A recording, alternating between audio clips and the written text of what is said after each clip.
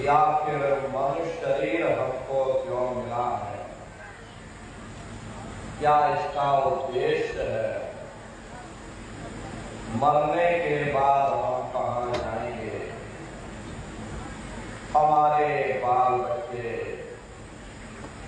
नात रिश्तेदार कहाँ जाएंगे और कैसे हमारी जीवात्मा का कल्याण होगा। इन सभी प्रश्नों की जानकारी आपको सत्संग के माध्यम से प्राप्त हुई। महात्माओं के सत्संग में कभी किसी जात या बिरादरी, किसी कौम या मजहब या किसी भी व्यक्ति की कभी कोई निंदा, चुगली, आलोचना या किसी की बुराई नहीं की जाती। सत्संग कैसे जानिए, जिते कै नाम बखान। सत्संग वह जगह है जहां केवल शब्द या नाम का प्रचार किया जाता है, मालिक से मिलने का प्रेम और प्यार पैदा किया जाता है। इसीलिए प्रेमी भाई बहनों, महात्माओं के सत्संग में कभी किसी जात बिरादरी या किसी भी व्यक्ति की कोई आलोचना या निंदा नहीं होती। जो भी वचन आपको सुनाए जाए, एक एक वचन को बड़े ध्यान के साथ सुनिएगा और उस पर अमल करिएगा। यदि आपने अमल न किया तो न हमारे सुनाने का कोई फायदा है, न आपके सुनने का कोई फायदा है। ये समय हमारा भी व्यर्थ चला जाएगा और आपका भी व्यर्थ चला जाएगा। एक सेठ जी थे। सेठ जी रोज महात्मा जी का सत्संग सुनने जाते थे। उनका प्रतिदिन का यही काम था। रोज सुबह उठते थे, नहा धोकर रोटी खा करके और महात्मा जी का सत्संग सुनने चले जाते थे। रोज आते, रोज जाते। 20 साल हो गए, रोज यही की दिनचर्या। रोज सत्संग सुनने जाते, रोज घर लौट आते। एक दिन उनके लड़के ने कहा कि पिताजी, आप रोज सत्संग सुनने जाते हो, आज आप दुकान पर बैठ जाओ।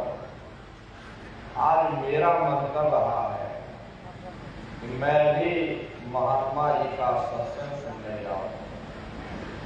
पिताजी बोले, अच्छा ठीक है बच्चा, आज मैं दुकान संभाल लेता हूं, आज तुम सत्संग सुनने चले जाओ। लड़का गया महात्मा जी का सत्संग सुनने। महात्मा जी सत्संग सुना रहे थे कि भाई सब जीवों पर दया करो, सब रूहों पर दया करो। हर एक जीव के अंदर वो परमात्मा बैठा है। हर एक जीव के अंदर वो जीवात्मा बैठी है और जीवात्मा परमात्मा का अंश है, यानी स्वयं परमात्मा घट घट में बैठा है। इसलिए सब पर दया करो, सब पर रहम करो। लड़का सत्संग सुन करके घर वापस आ गया और आकर अपनी दुकान पर बैठ गया। तो सामने से गाय आ गई और गाय दुकान से आटा खाने लगी। अब लड़का बैठ करके देख रहा कि गाय उसकी दुकान से आटा खा रही। लड़का चुपचाप बैठा हुआ कुछ नहीं बोल रहा। वो गाय आटा खाए जा रही। तब तक उसके पिता ने देखा कि मेरा लड़का दुकान पर बैठा है और ये गैया दुकान से आटा खाए जा रही। लड़का मेरा भगा नहीं रहा, चुपचाप वहां बैठकर तमाशा देख रहा। पिता को क्रोध आ गया, वहीं से आवाज लगाई, करे ओ आपकी अंधे, तुझे दिखाई नहीं देता है कि गाय दुकान से आटा खाए। लड़का बोला, करे पिताजी खा लेने दो, ये कितना आटा खाएगी, हमारी दुकान में इतना आटा भरा हुआ, इतना रुपया पैसा भरा हुआ, इतना रुपया ब्याज से आ रहा। अगर ये गाय किलो 2 किलो आटा खा लेगी तो इसमें हमारा क्या बिगड़ जाएगा। पिता आश्चर्य में पड़ गए, बोले बेटा ये बता, तेरे अंदर ये विचार आएगा। तो लड़का बोला कि मैं कल महात्मा जी का सत्संग सुन के आया हूं और महात्मा जी सत्संग में सुना रहे कि भाई सब जीवों पर दया करो, सब रूहों पर दया करो, हर एक जीव के अंदर जीवात्मा है, जीवात्मा परमात्मा का अंश है, यानी स्वयं परमात्मा घट घट में विराजमान है। चाहे वो इंसान हो, चाहे वो पेड़ पौधे हो, चाहे वो पशु पंछी हो, सबके अंदर परमात्मा का निवास है। इसलिए सब पर दया करो, सब पर रहम करो। पिताजी बोले, क्या रे बेटा, तो मुझको दे, 20 साल हो गए सत्संग सुनते सुनते, रोज सत्संग सुनने जाता हूं, वहीं धोती झाड़ करके चला, सत्संग की बातों को कभी अपनी दुकान पर लेकर नहीं बैठता। प्रेमी भाई बहनों, यही हालत हम लोगों की है। हम लोग सत्संग तो सुनते हैं, लेकिन सत्संग को सुनने के बाद में उन वचनों को वहीं पर छोड़ देते हैं और दुनिया में जाकर के फिर दुनिया के रंग में रंग जाते हैं। ऐसी गलती आप मत करिएगा। जो भी वचन आपको सुनाए जाए, एक एक वचन को बड़े ध्यान के साथ सुनिएगा और समझने की कोशिश करिएगा। प्रेमी भाई बहनों, यह मनुष्य शरीर हम लोगों को बड़े सौभाग्य से प्राप्त हुआ। ये जीवन बहुत अनमोल है। उस परम पिता परमात्मा ने हमको यह जीवन केवल इसीलिए दिया है ताकि हम जीते भी उस प्रभु की भक्ति करके अपनी जीवात्मा का कल्याण करा सकें। ये 5 तत्वों का पुतला, ये पंच भौतिक शरीर हम लोगों को एक निश्चित समय के लिए मिला हुआ। एक निश्चित समय को हम आप नहीं जानते हैं, किंतु जिसका ये मकान है, जिसका ये शरीर है, वो अवश्य ही जानता है। और समय पूरा हो जाने पर मकान मालिक जबरदस्ती इस मकान को खाली करवा लेगा। उस समय न जमीन जायदाद काम आएगी, न धन संपत्ति काम आएगी। जीवात्मा को निकाल करके इस शरीर से बाहर कर दिया जाएगा। ये शरीर हमारा था, यही जमीन पर गिर पड़ेगा, क्योंकि जीवात्मा के निकल जाने के बाद में ये शरीर सिर्फ एक माटी का पुतला है, उससे ज्यादा कुछ नहीं। आप इस मिट्टी के पुतले को ले जाकर के शमशान भूमि पर जला करके राख कर दोगे। हमारी आपकी कौम, हमारी आपकी जात बिरादरी, हमारा आपका नाम, हमारा आपका ये रुतबा, ये शान और शौकत, ये अहंकार, ये सब उसी शमशान भूमि पर जल करके राख हो जाएगा। इसीलिए महात्मा जीवों को समझाते हैं कि भाई मिले नरदेह यह तुमको, बनाओ काज कुछ अपना और पचो मत आए इस जग में, जानियो रैन का सुखना। प्रेमी भाई बहनों, जैसे रात में हम लोग स्वप्न देखते हैं, हालांकि उस समय पर हमें स्वप्न सच मालूम पड़ता है, असली प्रतीत मालूम होता है, लेकिन जब हम सुबह उठते हैं, जब हमारी आंखें खुलती हैं, तब हमें होश आता कि नहीं भाई, हम तो स्वप्न देख रहे थे, ये सब भ्रम है। ठीक उसी प्रकार से ये दुनिया भी 10-20-100 साल का स्वप्न है। अब आप कहोगे हम जाग रहे, परंतु प्रेमी भाई बहनों, ऐसा सुनाइए कि हाय हमने सारी जिंदगी यूं ही स्वप्न में गुजार दी, जागने का समय तो अभी आया था, जो कुछ करना था अभी करना था। लेकिन प्रेमी भाई बहनों, अब पछताए होत क्या जब चिड़िया छुप गई थी।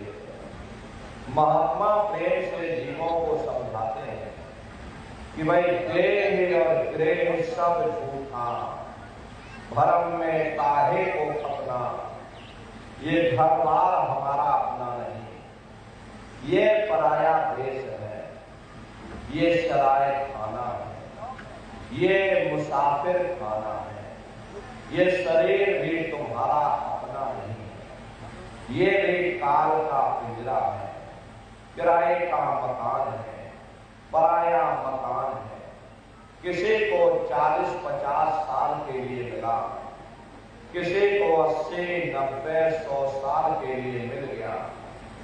जितने जितने श्वास उस मालिक ने बख्शे हैं, उसे भुगतने के बाद में हमें शरीर को यही छोड़ जाना। श्वास दुधारा नित्य ही जारी, एक दिन खाली जाम। प्रेमी भाई बहनों, एक तालाब पानी से चाहे कितना भी क्यों ना भरा हो, आप एक छोटी सी नाली काट कर खोल दीजिए, तालाब में छोटा सा छेद कर दीजिए, तो सारा पानी तालाब से बाहर निकल जाएगा। ठीक उसी प्रकार से हमारा ये शरीर भी श्वासों का भंडार है। जब तक श्वासों का भंडार जारी है, तब तक हम दुनिया के काम काज में फंसे हुए, दुनिया के कारोबार में उलझे हुए। लेकिन जिस वक्त ये श्वासों का भंडार खाली होगा, टेलीफोन खड़क जाएंगे, तार पहुंच जाएंगे, संदेश पहुंच जाएंगे, सब रिश्ते नातेदार, सब कुटुंब परिवार वाले, सब अड़ोस पड़ोस वाले मिनटों सेकंडों में इकट्ठा हो जाएंगे। प्रेमी भाई बहनों, जिस शरीर से तुम इतना प्रेम किया करते थे, उसे कोई एक रात भी घर में रखने को तैयार नहीं होता। कंधों पर लटका करके शमशान भूमि पर छोड़कर दिया जाते हैं। मामूली कष्ट नहीं होता। मौत के समय में घनघोर पीड़ा होती है। जनमत मरत दुसह दुख हुई, सहजो भाई ने बयान किया है। कि सहजो मौत आईना, अंग अंग दिया तोड़, और हिया जरे छाती फटे, उठे पीर धन घोर। गुरु महाराज सत्संग में फरमाते थे, जैसे 1 लाख भिक्षु एक साथ मिल करके हमारे जिस्म पर डंक मारे, उससे भी लाखों करोड़ों गुना ज्यादा मौत के समय में दर्द होता है। जब मृत्यु आती है तो किस तरह से प्राण निकलते हैं, हमारे प्राणों के निकलने की क्या प्रक्रिया होती है, पहले उसे आप अच्छे से समझ लीजिए। देखो प्रेमी भाई बहनों, जैसे संसार में महाप्रलय आती है, महाप्रलय के समय क्या होता है? सबसे पहले पूरी पृथ्वी रह जाती है। ये पृथ्वी पानी में घुल करके पानी बन जाती है। मानव सृष्टि की प्रलय एक बड़ी कयामत है और शरीर की प्रलय एक छोटी कयामत है। तो जैसे ही मौत आती है, सबसे पहले गुदा चक्र टूटता है। सिमटत भास श्वास उठ जावे, और प्राणपति जब सिमट समावे, उस समय हमारी ये श्वासें रुक जाती है, शरीर की चेतना पीछे सिमटने लगती है। तो सबसे पहले गुदा चक्र ही टूटता है, क्योंकि गुदा चक्र में पृथ्वी का वास होता है। गुदा चक्र टूट करके ऊपर इंद्रिय चक्र में समा जाता है। इंद्रिय चक्र में जल का वास होता है, यानी जल ने पृथ्वी को खोल दिया। फिर जब इंद्रिय चक्र टूटेगा तो ऊपर नाभि चक्र में समा जाएगा। नाभि चक्र में अग्नि का वास होगा, यानी अग्नि ने फिर जल को सुखा दिया। ये नीचे से सिमटाव होता है, नीचे से ऊपर की ओर सिमटाव होता है। फिर जब ये नाभि चक्र टूटेगा तो हृदय चक्र में समा जाएगा। हृदय चक्र में वायु का वास होगा, यानी वायु ने अग्नि को अपने में समाहित कर लिया, और इस तरह से वायु आकाश में उड़ गई। ये आंखों की पुतलियां पलट जाती हैं, मुंह खुला का खुला रह जाता। महात्मा प्रेम से जीवों को समझाते हैं कि भाई जब यह कर्म कलाई उपजावे और बुद्धि सुरत की आम दबावे, जब यह जीवात्मा पांचों तत्वों को लान करके जल पृथ्वी अग्नि वायु आकाश पांचों तत्वों को लान करके ऊपर आती है, तो काल दाग में आम दबानी, और जब ढरके नैनन से पानी, जब काल अपनी दाग में दबाता है उस समय नेत्रों से पानी निकलता है। इंद्रियां टूट टूट करके चकनाचूर हो जाती हैं। लगे टकटकी दिखे न भाई, वाहि समय को करे सहाई। उस समय जीव टकटकी लगाकर देखता है कि कोई मेरी मदद कर दे, कोई मेरी सहायता कर दे।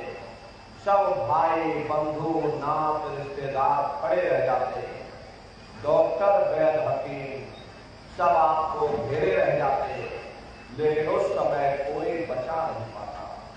यमदूत आते हैं, प्राणों की डोरी को तोड़ देते हैं और जीवात्मा को खींच करके इस शरीर से बाहर कर दिया जाता है।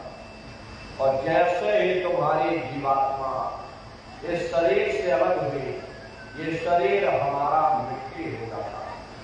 फिर इस मिट्टी को एक रात अपने घर में कोई रखने को तैयार नहीं होगा। और आपके कितने भी सगे संबंधी क्यों ना हो, खास नात रिश्तेदार क्यों ना हो, लेकिन एक रात कोई घर में मिट्टी रखने के लिए तैयार नहीं। कहते भाई जल्दी करो जल्दी करो, अब इनकी शकल देखने में हमको डर लग रहा, जल्दी से बाजार से कफन खरीद के लाओ, जल्दी से लकड़ियां खरीद के लाओ, अरे जल्दी से पिता तैयार करो, इनको घर में से जल्दी से उठा ले जाओ, वही शमशान भूमि पर जला देना। ये जो घर में थे कपड़े लत्ते पड़े हुए, हर इनके कपड़े लत्ते भी उठा ले जाओ, वही शमशान भूमि पर जला देना।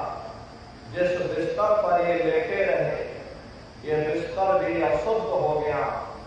अब इनकी छुई हुई चीज हमको घर में एक नहीं चाहिए, इसलिए इनका बिस्तर भी उठा ले जाओ, वही शमशान भूमि पर जला देना। लेकिन उसने कोई सोने की अंगूठी पहनी होगी, गले में कोई सोने की चैन पहनी होगी, उसे धीरे से उतार कर जेब में रखोगे। बस वही एक अशुद्ध नहीं होगा और बाकी सब अशुद्ध हो जाएगा। हरे महात्मा कहते हैं कि भाई कुटुंब परिवार मतलब का बिना धन पास नहीं जाए। ये रिश्ते नातेदार, ये कुटुंब परिवार वाले, ये सब स्वार्थ के संगी साथी हैं। अरे नारियों, आज तुम्हारी जेब में पैसा है तो साफ जैसे तैसे तुमसे रिश्तेदारियां कायम कर लेंगे।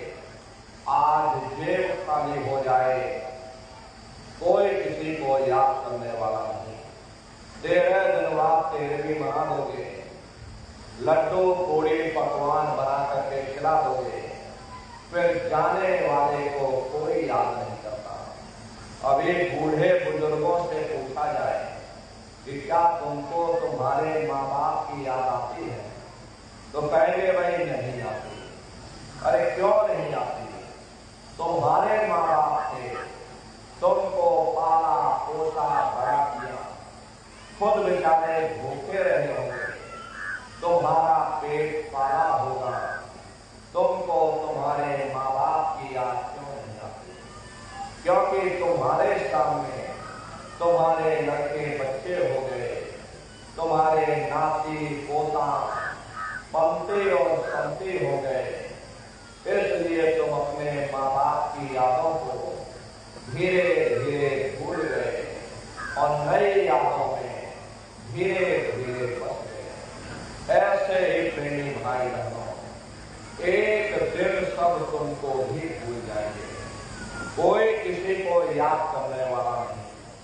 ये कहानी तो शमशान भूमि पर समाप्त हो गई। उधर देखो क्या होगा, तुम्हारी जीवात्मा को ले जाकर के ऊपर धर्मराज की कचहरी में पेश कर दिया जाएगा। वहां पलक झपकते ही तुम्हारे अच्छे बुरे कर्मों का हिसाब किताब हो जाएगा। धर्मराज तुमको सजा सुना देंगे, ले जाओ इनको फलाने नरक में डाल दो, क्योंकि मैंने इनको मौका दिया था। जब ये मां के गर्भ में उल्टे लटके हुए थे, सिर इनका नीचे था, पैर इनके ऊपर थे, उस समय इन्होंने मुझसे प्रार्थना की थी कि हे मालिक, मुझे एक बार मौका दे दो, मुझे एक बार मनुष्य शरीर दे दो, हम भजन करेंगे, भक्ति करेंगे, हम अपनी जीवात्मा का कल्याण करेंगे। तो मैंने इनकी प्रार्थना को स्वीकार कर लिया और इनको मैंने ये मनुष्य शरीर दे दिया और कह करके मैंने भेजा था कि भाई ये मनुष्य शरीर ये किराए का मकान है, ये तुम्हारा अपना नहीं है।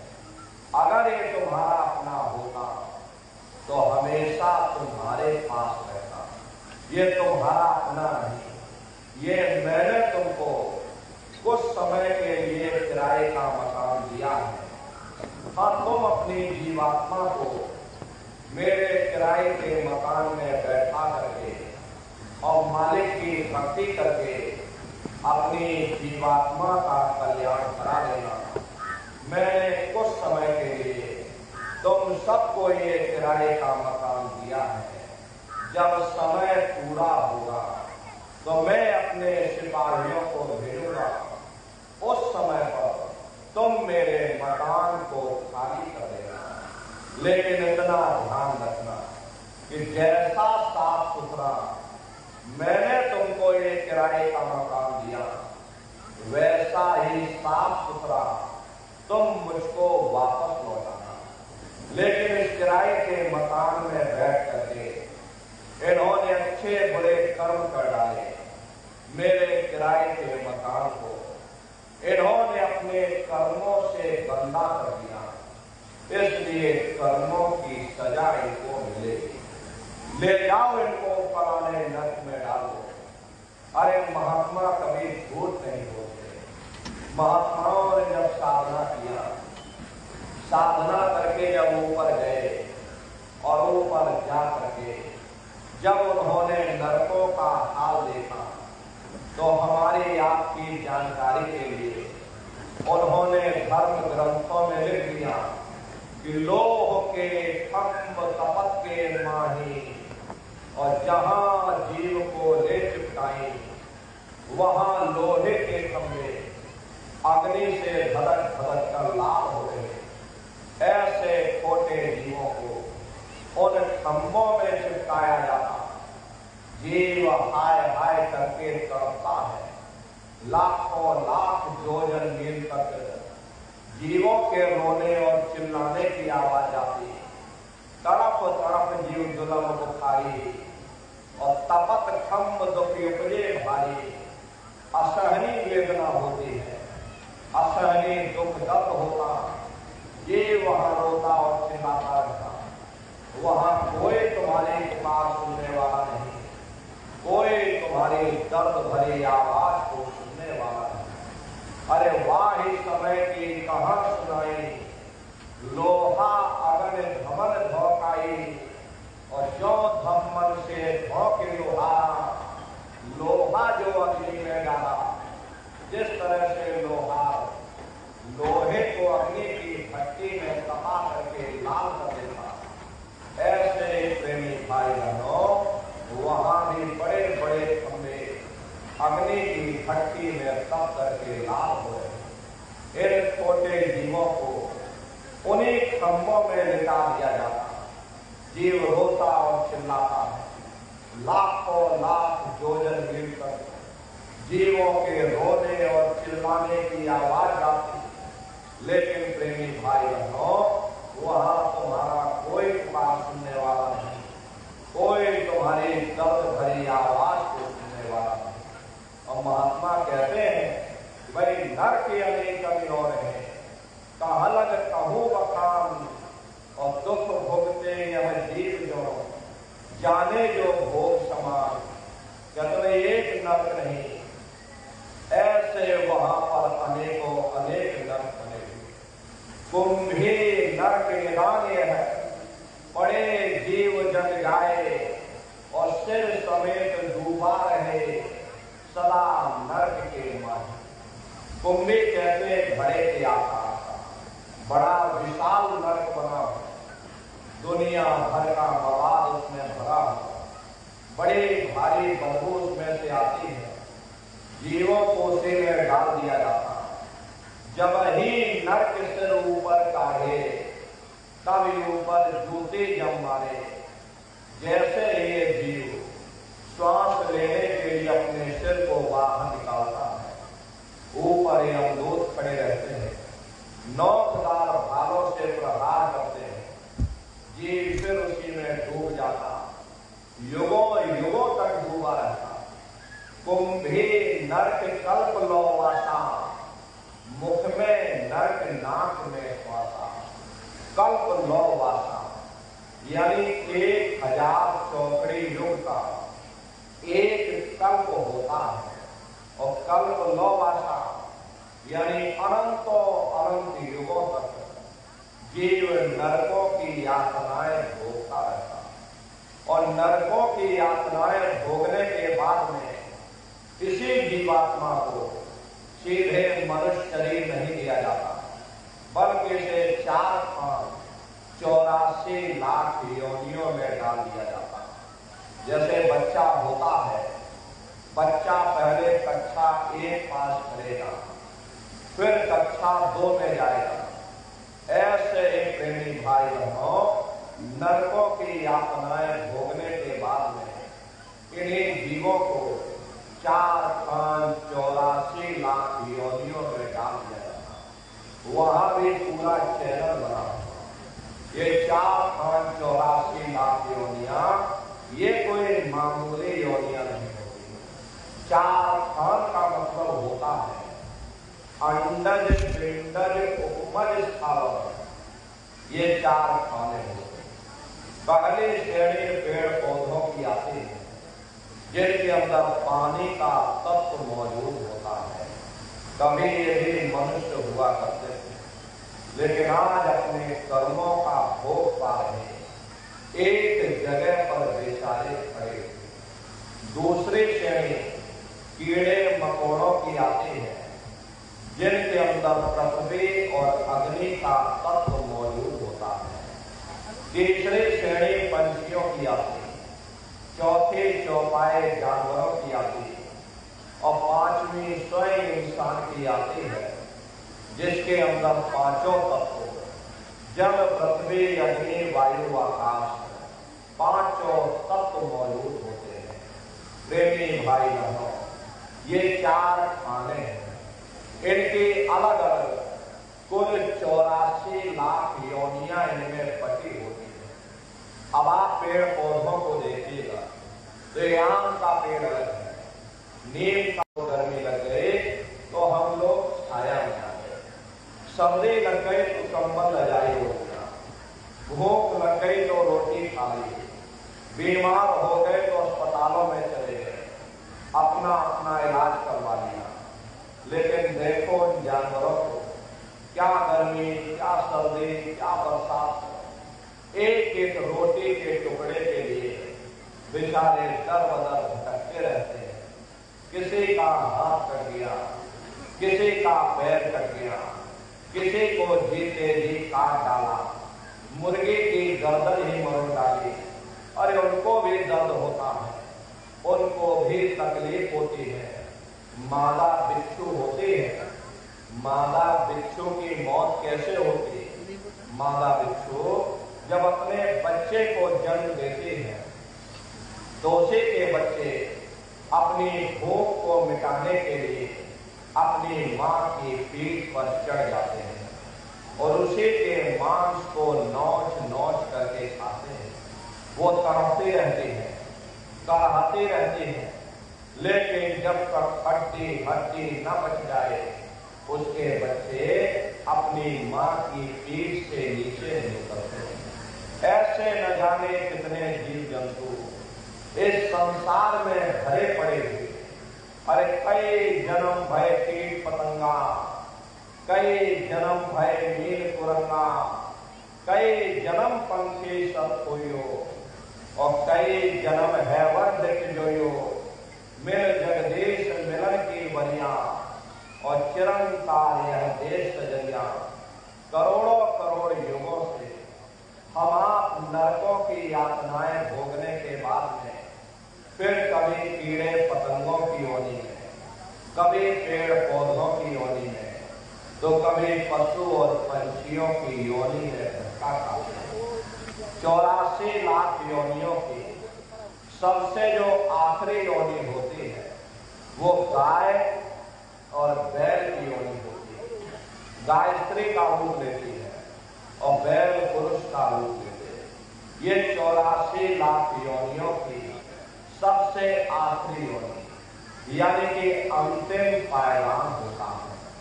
उसके बाद तब जाकर के हम लोगों को दोबारा फिर से मनुष्य शरीर प्राप्त होता है। इसीलिए कहा गया कि बड़े भाग्य मानुष तन पाया और कोट जन्म जब भटका खाया।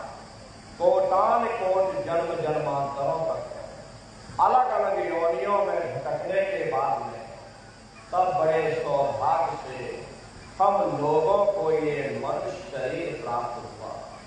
बड़े से बड़े देवी देवता भी इस मनुष्य शरीर को पाने के लिए तरसते हैं, क्योंकि प्रेमी भाई बहनों, उन नरकों से, उन 84 से निकलने का केवल एक ही दरवाजा है, वह केवल मनुष्य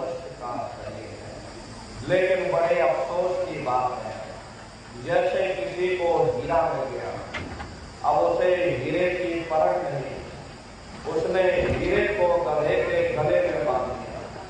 ठीक उसी प्रकार से ये मनुष्य शरीर उत्तम से उत्तम है, लेकिन इंसान इसकी कद्र नहीं करता। खाने पीने ऐशो इशरत में अपने कीमती समय को और श्वासों की पूंजी को बर्बाद कर देता। महात्मा प्रेम से समझाते हैं कि भाई बड़े सौभाग्य से तुमको ये मनुष्य शरीर मिला हुआ, बड़े से बड़े देवी देवता भी इस शरीर को पाने के लिए तरसते हैं, क्योंकि इसी मनुष्य रूपी मंदिर में बैठ करके हम उस परमात्मा की भक्ति कर सकते हैं। इसीलिए संतों महात्माओं ने इस पंच भौतिक शरीर को सच्चा हरि मंदिर कहकर याद किया कि हरि मंदिर यह शरीर है, ज्ञान रतन प्रकट होए, ये असली हरि मंदिर है। जब भी वो परमात्मा मिलेगा, इसे हरि मंदिर के अंदर मिलेगा। इसे पंच भौतिक शरीर को गुरु नानक साहब ने नर नारायणी देह कहकर याद किया। ये वो देह है जिसमें नारायण स्वयं विराजमान है। वो नारायण जब भी मिलेंगे तुम्हें तुम्हारे अंदर मिलेंगे। यही कबीर साहब ने लिखा है कि जो तिल माही तेल है, जो चकमक में आग और तेरा साई तुझ में और जाग सके तो जाग। जिस तरह से तिल में तेल होता है, पत्थर में अग्नि होती है, ठीक उसी तरह से वो मालिक हरे के घट घट में हरे के वजूद के अंदर बैठा हुआ। यही आपकी धर्म पुस्तकों में भी लिखा है कि अरे मोको का ढूंढे रे बंदे, मैं तो तेरे पास में, और ना तीरथ में ना मूरत में, मैं तो हूँ विश्वास में। ना मैं तीरथ में मिलूंगा, ना मैं मूरत में मिलूंगा, ना मैं अन्य किसी कर्मकांड में मिलूंगा, ना मैं ग्रंथों में मिलूंगा, ना मैं पोथियों में मिलूंगा, ना मैं किताबों में मिलूंगा। चाहे सारी उम्र बैठ करके तुम अखंड रामायण पढ़ते रहो, अरे मैं जब भी मिलूंगा तो मैं तुम्हारे अंदर मिलूंगा। प्रेमी भाई बहनों, बड़ी सीधी सी बात है कि अगर खाना बनाने की किताब हो, सारी उम्र बैठ करके पढ़ते रहोगे कि खाना ऐसे बनता है, खाना वैसे बनता है, खाने में नमक डाला जाता है और खाने में तेल डाला जाता, तो कभी तुम्हारा पेट नहीं भर सकता। जब तक आप खाना बनाओगे नहीं, उसे खाओगे नहीं, कभी तुम्हारा पेट नहीं भर सकता। हम वेदों की निंदा नहीं करते, हम ग्रंथों की निंदा नहीं करते, हम गीता कुरान बाइबल की निंदा नहीं करते। वेद शास्त्र गीता कुरान बाइबल कहती है कि भाई मनुष्य के अंदर अंड खंड ब्रह्मांड है, स्वयं वो परमात्मा इसके अंदर बैठा हुआ। चलो अंदर चलो, अंदर चल करके उस परमात्मा का दर्शन दीदार करो। अब सवाल ये उठता है, भाई आखिर हम अपने अंदर जाकर के उस परमात्मा का दर्शन कैसे करेंगे? तो इसके लिए संतों महात्माओं ने केवल 3 साधन बताए।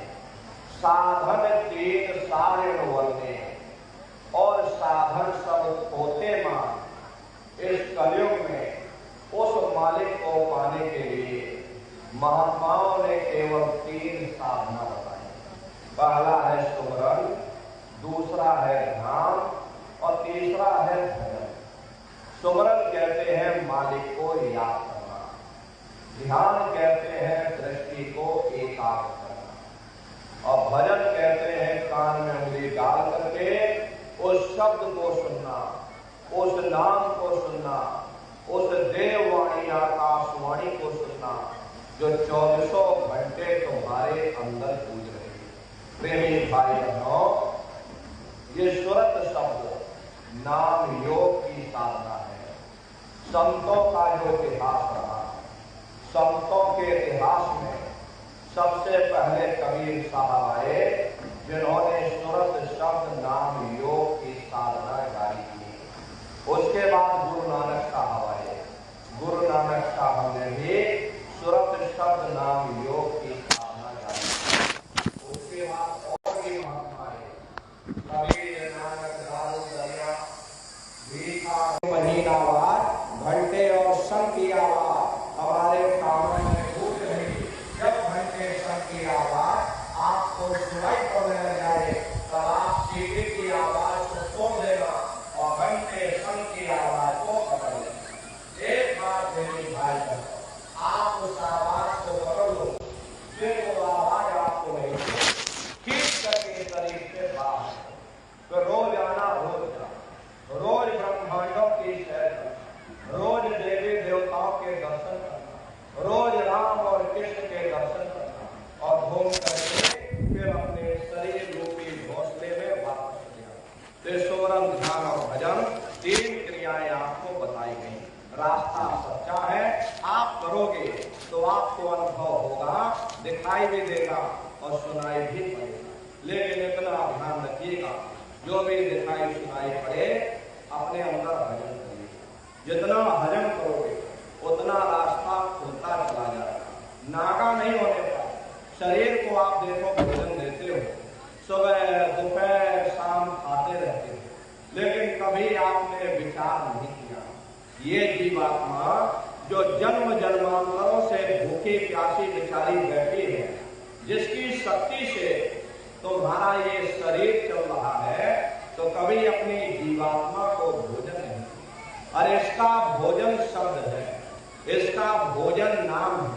अपना ये नियम बनाइए कि पहले अपनी जीवात्मा को भोजन देंगे, फिर अपने शरीर को भोजन देंगे। अगर ये नियम आपका बन गया तो आपका लोक भी बन जाएगा और आपका परलोक भी बन जाएगा। प्रेमी भाई बहनों, मालिक को पाने के लिए तुम्हें घर-बार छोड़ने की जरूरत नहीं, तुम्हें समाज छोड़ने की जरूरत नहीं, तुम्हें जात बिरादरी बदलने की जरूरत नहीं। अरे जात पात के रगड़े और झगड़े ये तुम्हारे अपने नहीं है, ये सिर्फ तुम्हारे मन की खुराफात है। आप सभी लोग बुद्धिमान हो, अपनी अपनी बुद्धि से आप सभी लोग विचार करिएगा। जब गुरु नानक साहब नहीं आए थे तब कोई सिख नहीं था, जब मोहम्मद साहब नहीं आए थे तब कोई मुसलमान नहीं, जब ईसा मसीह साहब नहीं आए थे तब कोई ईसाई नहीं था। और पीछे लौटते चले जाओ तो केवल मनुष्य ही मनुष्य रह जाते। ये रगड़े झगड़े किसने पैदा किए? ये हमने आपने पैदा किए। अरे कोई भी महात्मा यहाँ पर आकर के ना कोई कौम मनाने आता है, ना कोई मजहब चलाने आते हैं, ना कोई पंथ चलाने आते हैं, ना कोई जात बिरादरी बदलने आते, और ना ही आप हमारे हाथों में ये डंडे और तलवारें देने के लिए आते। अरे आप तो सच्चा मार्ग, सनातन मार्ग समझाने के लिए इस धरा भूमि पर शरीर रूप में अवतरित होते हैं। जाति पाति पूछे नहीं कोई, हरि का भजय सो हरि का हुई। लोग यहाँ जात पात बनाते बनाते मर गए, लेकिन है नंदारियों, जब तुम्हारी एक जीवात्मा इस मनुष्य रूपी चोले को छोड़ करके ऊपर धर्मराज की कचहरी में पहुंचेगी, वहां न तुमसे ये पूछा जाएगा कि भाई तुम किस जाति के हो, तुम किस कौम के हो और तुम किस मजहब के हो, तुम हिंदू हो या मुसलमान हो, तुम हिंदुस्तान से आए हो या तुम पाकिस्तान से आए हो। अरे वहां तुम्हारे कर्म देखे जाएंगे, भक्ति भाव देखा जाएगा, मालिक से मिलने का प्रेम और प्यार देखा जाएगा। इसीलिए महात्मा समझाते हैं कि भाई मालिक को पाने के लिए तुम्हें जात बिरादरी बदलने की जरूरत नहीं है, तुम्हें समाज छोड़ने की जरूरत नहीं है, तुम्हें बाल बच्चे छोड़ने की जरूरत नहीं है, तुम्हें साधु सन्यासी और बाबा बनने की जरूरत नहीं। अरे भाई तुम अपने अपने घर परिवार में रहो, अपने अपने बाल बच्चों के साथ रहो, अपने अपने समाज में रहो, समाज के रीत नीति के अनुसार रहो, मेहनत और ईमानदारी से काम करो और 24 घंटे में घंटा 2 घंटा अपनी जीवात्मा के कल्याण के लिए सुरत शब्द नाम की कमाई यानी सुमरन ध्यान और भजन करिएगा। यही दौलत तुम्हारे काम आएगी, बाकी सब यही पड़ा रह जाएगा। सुई की एक नोक भी तुम्हारे साथ में जाने वाली नहीं। अरे बड़े बड़े राजे महाराजे आए, सारी जिंदगी उन्होंने ये किला बनाते बनाते गुजार दिया। आज उनके किलों को जाकर देखिए, आज खंडहर बने पड़े हुए। विश्व विजेता सिकंदर सारी दुनिया पर राज करने का ख्वाब देखता था, वो भी मुट्ठी खोल करके चला गया। कोई क्या साथ लेकर के जाएगा? जो चीज तुम्हारे साथ में जाने वाली है वो केवल परमात्मा की भक्ति है। इसलिए प्रेमी भाई बहनों, वो दौलत कमा लो जो अंत समय में तुम्हारे काम आए, वरना ये समय तुम्हारा निकलता जा रहा है। ये 100 की पूंजी दिन प्रतिदिन कम होती जा रही है। एक समय ऐसा आएगा ये बुलबुला तुम्हारा फूट जाएगा, फिर ना जाने दोबारा ये मनुष्य शरीर तुमको मिले ना मिले। अरे भटकते रह जाओगे युगों युगों के लिए नरकों और 84 में। इसलिए प्रेमी भाई बहनों, अहो भाग्य है आपको ये मनुष्य शरीर मिल गया। इस मनुष्य रूपी मंदिर में बैठ करके वो आत्मधन कमा लो, वो रूहानी खजाना कमा लो, जिससे तुम्हारी जीवात्मा का कल्याण हो जाए। तो सुमरन ध्यान और भजन नित्य नियम से करिएगा। और सभी लोग शाकाहारी रहना, क्योंकि हमारे गुरु महाराज ने शाकाहार पर विशेष जोर दिया। गुरु महाराज हमारे कहते थे, बच्चे बच्चियों तुम लोग शाकाहारी रहना, शाकाहार का प्रचार करते रहना। इसी से देश और दुनिया में भारी परिवर्तन होगा। हरे नर नारियों, परिवर्तन कोई कानून बनाने से नहीं होता, परिवर्तन कोई आंदोलन करने से नहीं होता, परिवर्तन कोई तोड़ फोड़ करने से नहीं होता। परिवर्तन तब होता है जब लोगों के विचार बदलते हैं, लोगों की भावनाएं बदलती हैं। विचार जब बदलेंगे जब लोगों का खान पान शुद्ध होगा। देसी कहावत है, जैसा खाए अन्न वैसा हो मन।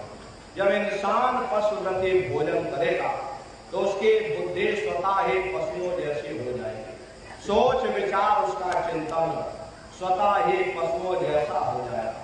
फिर इस शराब के नशे में माँ बहन बेटी की पहचान खत्म हो जाएगी। उस शराब को पी करके कैसे पता चलेगा कि क्या अच्छा और क्या बुरा?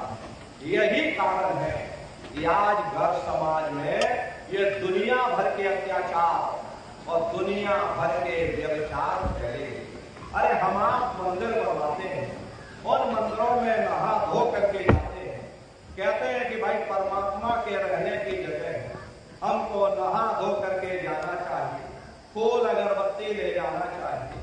कोई उन मंदिरों में कूड़ा कचरा नहीं डालता। अगर कूड़ा कचरा डालोगे तो आपस में लाठियां चल जाएंगी। फिर ये जो हरि मंदिर है, ये पंच भौतिक शरीर जिसे महात्माओं ने हरि मंदिर कहा, इसमें तुम हाड़ मांस के लोथड़े डालते हो, इसमें तुम शराब के कतरे डालते हो, तो अपने बनाए हुए ईट गारे के मंदिर की आप कद्र करोगे और परमात्मा के बनाए हुए इस हरि मंदिर को तुमने जीते जी कब्रिस्तान बना दिया तो सख्त सजा मिले। महात्माओं ने लिखा है कि तिल भर मच्छी खाई के कोट गौ दे दान और काशी करवट जा मरे निश्चय नरक निदान। यदि तिल भर भी मच्छी खा करके फिर चाहे कोटान कोट गौओं का तुम दान करो और काशी में जाकर के मत्था रगड़ते रगड़ते अपनी पूरी जिंदगी वहां पर गुजार दो, फिर भी तुमको तुम्हारे गुनाहों की सजा मिलेगी, कोई बच नहीं सकता। क्योंकि ये कर्म भूमि है। यहाँ पर तुम जैसा कर्म करोगे वैसा ही फल तुमको मिलेगा। देखिए इस कर्म भूमि पर कृष्ण भगवान तक नहीं बच पाए। उस समय बाली को छिन करके बाण मारा, वही बाली कृष्ण अवतार में बहेलिया बन करके आ गया और कृष्ण भगवान के पैरों में पदम चमकता हिरण की आंख समझ करके और बहेलिये ने निशाना मार दिया और जब पास में आकर के देखा कि कृष्ण भगवान अफसोस करने लगे। लेकिन कृष्ण भगवान ने उसको समझाया कि भाई इसमें तुम्हारा कोई दोष नहीं, उस समय हमने तुमको मारा, आज तुमने हमको मार दिया, हमारा तुम्हारा अगला बदला पूरा हो गया। कर्म प्रधान विश्व रच राखा और जो जस करे सो तस फल चाहा। ये कर्मों का ऐसा देश है, यहाँ तुम जैसे बीज बोगे वैसे ही फसल काटोगे। इसलिए प्रेमी भाई बहनों, आपसे हमारी प्रार्थना है कि आप लोग शाकाहारी रहिएगा। ये तरह तरह की बीमारियां जो आज के समय में आ रही, इसका मुख्य कारण एक ही है कि लोगों का खान पान गंदा हो गया। अपनी बुद्धि से आप विचार करिए, इंसानों के खून में जब जानवरों का खून मिल जाएगा, इंसानों के अंदर जब जानवरों के कीटाणु पहुंच जाएंगे तो न जानवरों की दवा काम में आएगी न इंसानों की दवा काम में आएगी। परिणाम क्या होगा? ऐसी महामारियां फैलेंगी। इसलिए प्रेमी भाई बहनों, आपसे हमारी प्रार्थना है कि आप लोग शाकाहारी रहिएगा। कोई ऐसा नशा मत करना जिससे बुद्धि तुम्हारी पागल हो जाए और घर में माँ बहन बेटी की पहचान को, अरे आप अपने आप को कट्टर हिंदू मानते हो, अरे भाई हम कट्टर हिंदू हैं, अरे हमसे बड़ा सनातनी दुनिया में कोई दूसरा नहीं, केवल हम ही धर्म के ठेकेदार हैं, हम राम को मानने वाले हैं और हम कृष्ण को मानने वाले। अरे आप राम को मानते हो और आप कृष्ण को मानते हो तो उनके आदर्शों पर भी चलना सीखो। राम ने कभी नहीं कहा कि तुम मांस खाओ या कृष्ण ने कभी नहीं कहा कि तुम शराब पियो। जितने देवी देवता अवतार हुए सभी यही कह करके गए कि अहिंसा परमो धर्म। अगर हमने किसी को बनाया नहीं तो मिटाने का अधिकार हमारे पास नहीं। इसलिए प्रेमी भाई बहनों, अरे आप इंसान हो, इंसान का काम है दया करने का, दया धर्म का मूल है। इसलिए आप जीवों पर रहम करो, रूहों पर रहम करो और सभी लोग शाकाहारी रहना। शाकाहार का प्रचार अपने अपने क्षेत्रों में बराबर आप लोग करते रहना। अरे धर्म का प्रचार है। सतयुग कैसे आएगा? राम राज कैसे आएगा? राम राज कोई भाषण देने से नहीं आने वाला। राम राज निंदा चुगली आलोचना से नहीं आने वाला। राम राज जब आएगा जब आप लोग धर्म का प्रचार करो, और धर्म का प्रचार करने की जिम्मेदारी हम सभी प्रेमी भाई बहनों की है, क्योंकि हम सभी लोग अपने गुरु महाराज के मेहनत और पसीने के जलाए हुए चिराग हैं। अगर एक एक चिराग एक एक गांव में पहुंच जाएगा, ये पूरा गांव प्रकाशमान हो जाएगा, ये पूरा समाज प्रकाशमान हो जाएगा।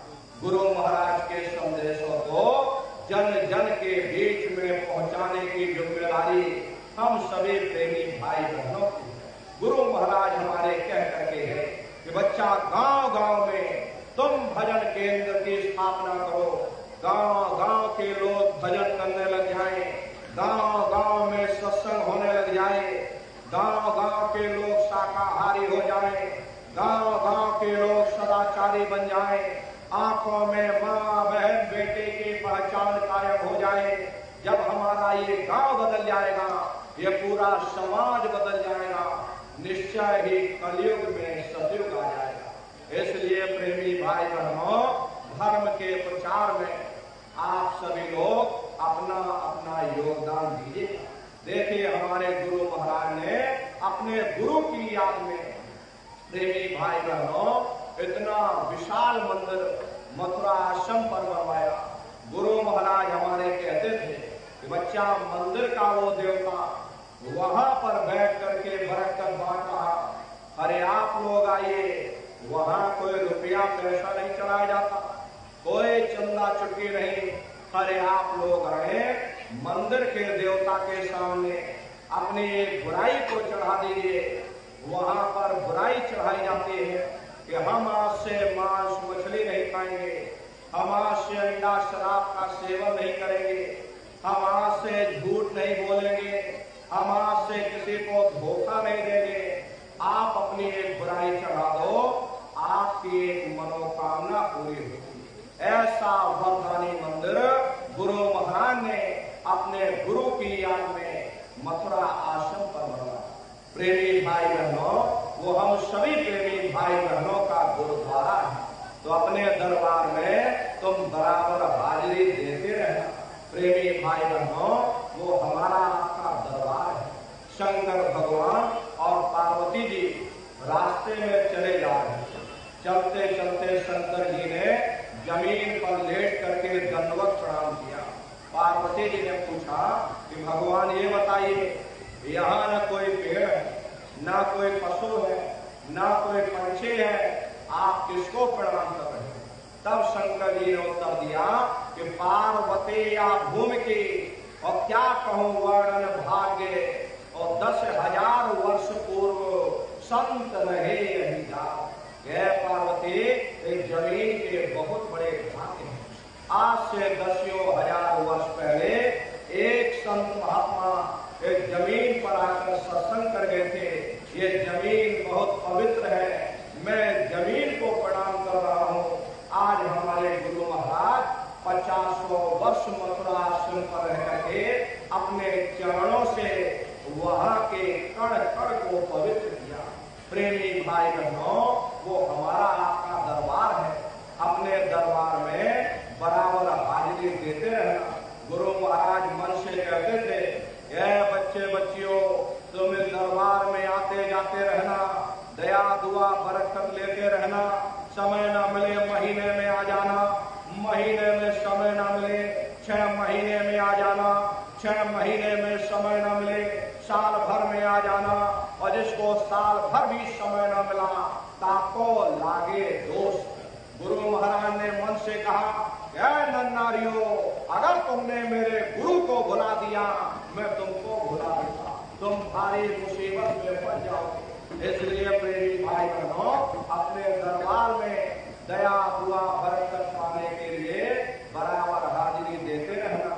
देखिए, अभी गुरु पूर्णिमा का कार्यक्रम 1 जुलाई से और 5 जुलाई तक मथुरा आश्रम पर मनाया जाएगा। आप लोग पधारिएगा। देश के कोने कोने से 10 लाख की संख्या में प्रेमी भाई बहन मथुरा दरबार में पधारते हैं। अपना बहुत बड़ा आश्रम है, करीब 10 किलोमीटर के व्यास में अपना ये कार्यक्रम होता है। प्रेमी भाई बहनों, प्रेमियों के रहने के लिए डेरे लगाए जाते हैं। भोजन पानी के लिए वहाँ पर भंडारे बराबर चलते हैं। आप लोग पधारिएगा, अपने आश्रम का दर्शन करिएगा, दरबार का दर्शन करिएगा। प्रेमी भाई बहनों, अपने आश्रम पर गुरु महाराज की एक छोटी सी गौशाला भी है। गुरु महाराज के पास कुल 2 गाय थे। 2 गायों का ही इतना बड़ा परिवार है, बाहर से कोई गाय नहीं आई। 2 गायों का ही इतना बड़ा परिवार है कि आज के समय में करीब 3,000 गाय है और 3,000 से ऊपर सांड है। गौशाला अलग है और नंदीशाला अलग है।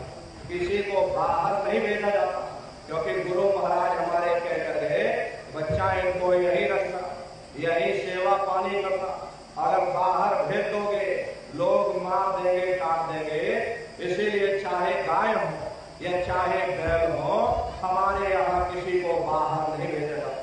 गायों के लिए अलग से गौशाला है, सांडों के लिए अलग से नंदीशाला है। उसी के बगल में अपना एक बहुत बड़ा विद्यालय है, जिसमें 2,500 से 3,000 बच्चे निःशुल्क विद्या अर्जन करते हैं।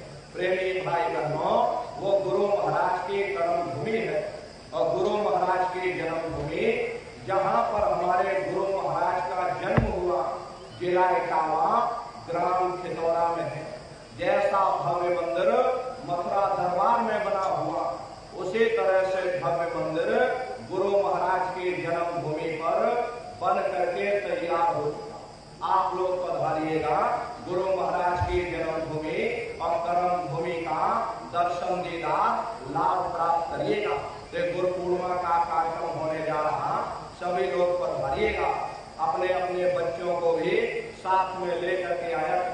हम लोग ये गलती कर देते हैं, हम लोग सोचने लगते हैं यार ये बच्चों को क्या करेंगे ले जाकर, ये बच्चे छोटे हैं, इनको घर में रहने दो, इनको पढ़ाई लिखाई करने दो, अभी इनकी पढ़ाई लिखाई की उम्र है।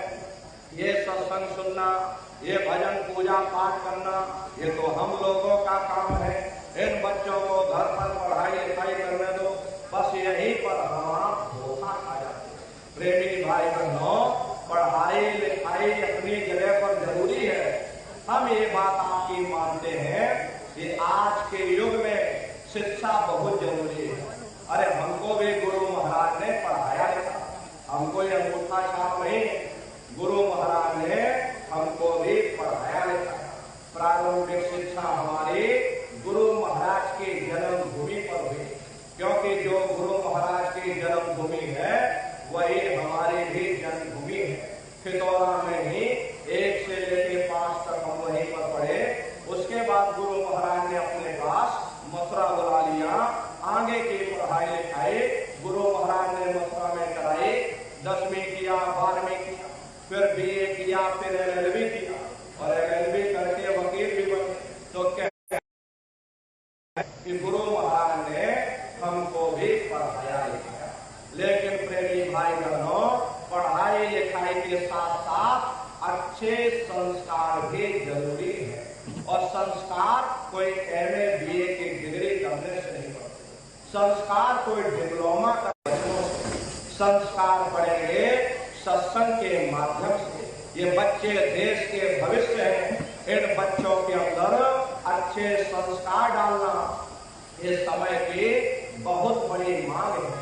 आज के समय में बच्चों के अंदर संस्कारों की कमी देखी जा रही है, वरना पहले के समय में अकेले माँ बाप अपने 4-4 बच्चों को पाल लेते थे, लेकिन आज के समय में वही 4-4 बच्चे, वही MA BA और डिग्री और डिप्लोमा किए हुए बच्चे अपने माँ बाप को रोटी नहीं खिला पाते। शादी हो जाती है, घर परिवार बांट करके रख दिया, जमीन जायदाद बांट करके रख दी, चूल्हा चौका बांट करके रख दिया, यहाँ तक कि माँ बाप को भी बांट करके रख दिया। 10 दिन तुम हमारे घर में छोड़ दो और 10 दिन बाद तुम अपने घर में ले जाना। प्रेमी भाई बहनों, ये संस्कारों की बहुत बड़ी कमी है। माताओं बहनों, ये बच्चे तुम्हारी धरोहर है, ये बच्चे तुम्हारी पूंजी है, अपनी पूंजी को संभाल करके रखिएगा। इनको बचपन से आप तैयार करिए, इन बच्चों को अच्छी शिक्षा देना, अच्छे संस्कार देना, इनको शाकाहारी बनाना, इनको सदाचारी बनाना, इनको चरित्रवान बनाना, और इनको भी तुम राम और कृष्ण बना दो। यही बच्चे बड़े हो करके माँ बाप का नाम रोशन करेंगे, घर और समाज का नाम रोशन करेंगे। इसलिए प्रेमी भाई बहनों, अपने अपने बच्चों के साथ, इष्ट मिष्ट परिवार वालों के साथ आप सभी प्रेमी भाई बहन गुरु पूर्णिमा के कार्यक्रम में सब परिवार सादर आमंत्रित हैं। आप लोग पधारिएगा। सुमरन, ध्यान और भजन बराबर आप लोग करते रहना। इतना जान लीजिए प्रेमी भाई बहनों, ये रास्ता बिल्कुल सच्चा है। आप करोगे, आपको अनुभव होगा, दिखाई भी देगा, सुनाई भी पड़ेगा, अरे आपका लोक भी बन जाएगा और आपका परलोक भी बन जाएगा। इसी के साथ अब हम अपनी वाणी को विराम देते हैं। कहने सुनने में यदि हमसे कोई गलती हुई हो, आप लोग बड़े हैं, हम छोटे हैं। प्रेमी भाई बहनों, माताएं बहनें, बूढ़े बुजुर्ग, हमको छोटा समझ करके आप सभी प्रेमी भाई बहन हमको क्षमा कीजिएगा। आपने अपना कीमती समय हमको दिया, इसके लिए आप सभी प्रेमी भाई बहनों को बहुत बहुत प्रेमी भाई बहनों, अभी आप लोग बैठे रहिएगा, एक प्रार्थना आप सभी प्रेमी भाई बहन करेंगे, उसके बाद ये समापन हो जाएगा। तो सभी प्रेमी भाई बहन बैठ करके मालिक को याद करते हुए एक प्रार्थना बोलिएगा। बोलो जय